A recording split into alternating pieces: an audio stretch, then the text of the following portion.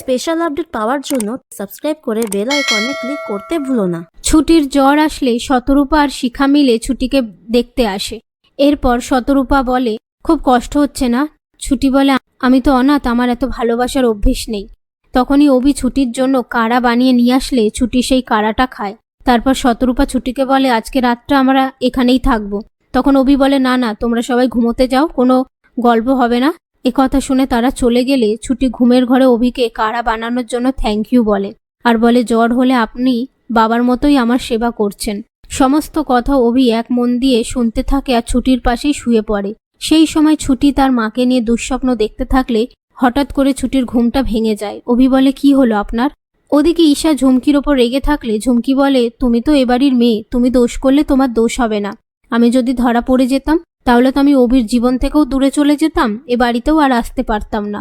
এই বলে ঈশাকে ম্যানেজ করে। এরপর ঝুমকি ঘুমের ঘরে অভিকে নিয়ে স্বপ্ন দেখতে থাকলে খাট থেকে নিচে পড়ে যায়।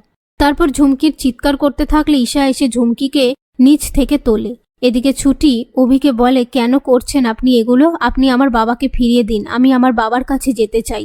অভি বলে, আমি আপনার বাবার সাথে দেখা করাবো, আর বলে, অভিমন্যু শঙ্কর রায় আজ পর্যন্ত যত কেস লড়েছে সব থেকে ইম্পর্টেন্ট কেস এটা। আর আমি আপনাকে কথা দিচ্ছি, যত তাড়াতাড়ি সম্ভব আপনার বাবাকে আপনার সামনে এনে দাঁড় করাবো। কথা দিচ্ছি, রেস্ট নিন, আমি আছি তো। এই বলে ছুটির মাথায় জলপট্টি দিয়ে দেয়।